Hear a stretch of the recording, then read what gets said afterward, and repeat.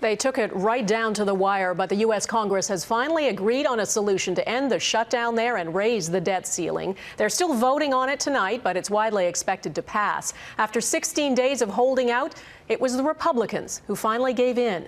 Our Eric Sorensen is in Washington with more on the deal and what happens now. Eric?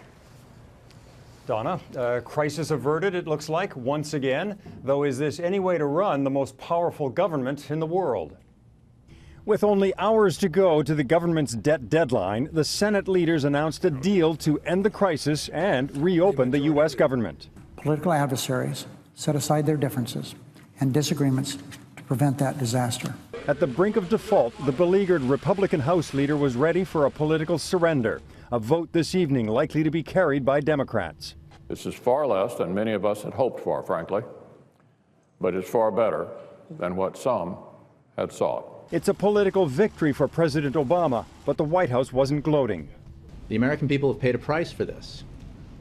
And nobody who's sent here to Washington by the American people can call themselves a winner if the American people have paid a price for what's happened.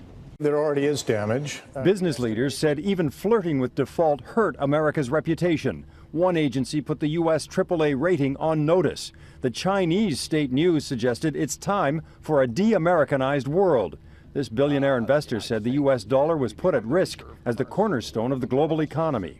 People all over the world hold our paper. So to give up or to do anything that damages a 237-year period of good behavior is idiocy.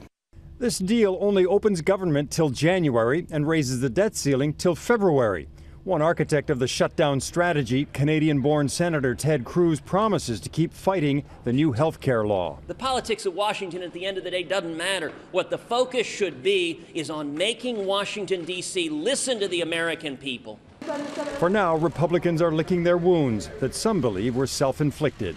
I guess we can get lower in the polls. We're down to blood relatives and paid staffers now. I mean, Eric, what's remarkable is not just that this took them so long, but that it's only a temporary fix. Could we really be going through all this again? We really could go through it all again because memories in Washington are short. But I think what happened here and what happened to the country and what happened to the Republican Party, politically, I can't imagine they're going to re-employ a strategy that failed so disastrously and has taken them to the lowest public approval ratings in the party's history. And I don't think they're going to do it again just a few months before the midterm elections next fall. The rest of the world certainly hopes so too. Eric Sorensen in Washington, thanks.